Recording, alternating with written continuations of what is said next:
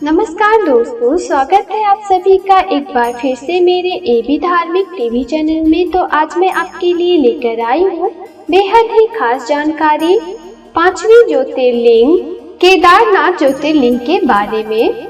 आइए जानते हैं। जैसा कि आप सभी को विदित है कि शिव पुराण के अनुसार 12 ज्योतिर्लिंग है, जिसमें 5वां ज्योतिर्लिंग केदारनाथ है, जिसे केदारेश्वर भी कहा जाता है। यह तीर्थस्थल 4 धामों में से एक है। यह उत्तराखंड राज्य में स्थित है। इसके पश्चिम की ओर मंदाकिनी नदी बहती है। उत्तराखंड के 4 धाम गंगोत्री, यमुनोत्री, बद्रीनाथ और केदारनाथ है, जिसमें केदारनाथ का बड़ा महत्व है। यह पावन तीर्थस्थल मनमोहक पहाड़ियों से घिरा हुआ है। इस ज्योतिर्लिंग से जुड़ी 2 कथाएं प्रचलित हैं। एक महाभारत और दूसरी कथा शिव पुराण के कोटि रुद्र संहिता में वर्णित है। पहले हम कोटि रुद्र संहिता में वर्णित कथा को जानते हैं। पहली कथा ये है, भगवान ब्रह्मा के पुत्र धर्म और उनकी पत्नी मूर्ति के 2 पुत्र हुए थे, जिनका नाम नर और नारायण था। इन्हीं नर और नारायण ने द्वापर युग में श्री कृष्ण और अर्जुन का अवतार लिया था और धर्म की स्थापना की थी। श्री भगवत गीता के 4थे अध्याय के 5वें श्लोक में आप इस बात की पुष्टि कर सकते हैं। ये दोनों ही पुत्र नर और नारायण बद्री वन में स्वयं के द्वारा बनाए गए पार्थिव शिवलिंग के सन्मुख घोर तप किया करते थे। शिव जी उन दोनों बालक से प्रसन्न होकर उनके द्वारा बनाए गए शिवलिंग में प्रतिदिन समाहित हुआ करते थे। नर और नारायण की इस घोर तपस्या से प्रसन्न होकर शिव जी वहाँ प्रकट हुए। ऐसा देखकर दोनों बहुत प्रसन्न हुए। शिव जी ने उन बालकों से कहा कि मैं तुम दोनों की तपस्या से अति प्रसन्न हूँ। जो भी वर मांगना चाहते हो मांग सकते हो। तब दोनों बालकों ने भगवान शिव जी से विनती की कि हे प्रभु, आप तीनों लोगों का कल्याण करने वाले हैं, अर्थात हम सभी के कल्याण हेतु आप यहाँ सदा के लिए लिंग रूप में विराजमान हो जाइए। आज उसी बद्रीनाथ स्थान पर शिव जी साक्षात विद्यमान है।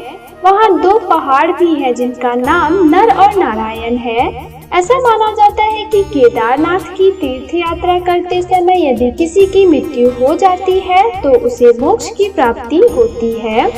दूसरी कथा ये है, कुरुक्षेत्र युद्ध के दौरान पांडवों ने अपने ही गोत्र के लोगों को मारा था, जिससे शिव भगवान अत्यंत क्रोधित थे। पांडवों को जब इस बात का पता चला तो वे पाप मुक्त होने के लिए केदारनाथ शिव जी के दर्शन के लिए गए। शिव जी अपने दर्शन उन्हें नहीं देना चाहते थे, क्योंकि वे अत्यंत क्रोधित थे। इसलिए शिव जी ने अपना भेष बदल लिया। वे बैल का रूप धारण कर पशुओं के झुंड में साथ चल दिए।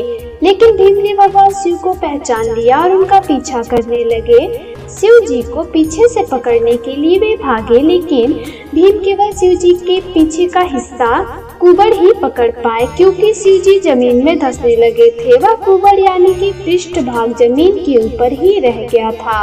पांडव बहुत दुखी हुए। तब पांडवों ने वहां तपस्या की। तपस्या से शिव जी प्रसन्न हुए और आकाशवाणी की कि उसी पृष्ठ भाग की पूजा अर्चना की जाए और पांडवों को श्राप मुक्त कर दिया। तब से ही उसी पृष्ठ भाग को केदारनाथ के रूप में जाना जाता है। अमृत कुंड मंदिर के पीछे एक कुंड है, जिसे अमृत कुंड कहते हैं, जिसका जल पीने से लोग रोग मुक्त हो जाते हैं। मुख्य मंदिर की बाईं तरफ किनारे पर एक शिव भगवान की मूर्ति है और मुख्य मंदिर से आधा किलोमीटर की दूरी पर भैरव जी का मंदिर है। ऐसा कहा जाता है कि जब मंदिर के कपाट बंद रहते हैं तब भैरव जी मंदिर की रक्षा करते हैं। मंदिर के ठीक पीछे एक छोटा मंदिर है, वहाँ शंकराचार्य की समाधि है। ऐसा कहा जाता है कि 4 धामों की स्थापना करने के पश्चात 32 वर्ष की आयु में उन्होंने अपना शरीर त्याग दिया था। इसी क्षेत्र में एक गौरी कुंड भी है, जहाँ शिव पार्वती जी का मंदिर है। मौसम के बदलाव की वजह से यह मंदिर अक्षय तृतीया अप्रैल महीने का अंत से लेकर कार्तिक पूर्णिमा नवंबर तक खुला रहता है। ऐसा कहा जाता है कि यह मंदिर पांडवों द्वारा निर्मित है। हिंदी के महान साहित्यकार राहुल सांकृत्यायन के अनुसार यह मंदिर 12 से 13वीं शताब्दी का है। इस मंदिर का पुनर्निर्माण आदि शंकराचार्य ने करवाया था। यह मंदिर वास्तुकला पर आधारित है। ऐसी मान्यता है कि यदि आप केवल बद्रीनाथ की यात्रा पर जाते हैं और केदारनाथ के दर्शन किए बिना वापस आ जाते हैं तो आपकी यात्रा अधूरी रहती है। केदारनाथ ज्योतिर्लिंग के दर्शन करने के साथ नर और नारायण के दर्शन करना भी जरूरी है।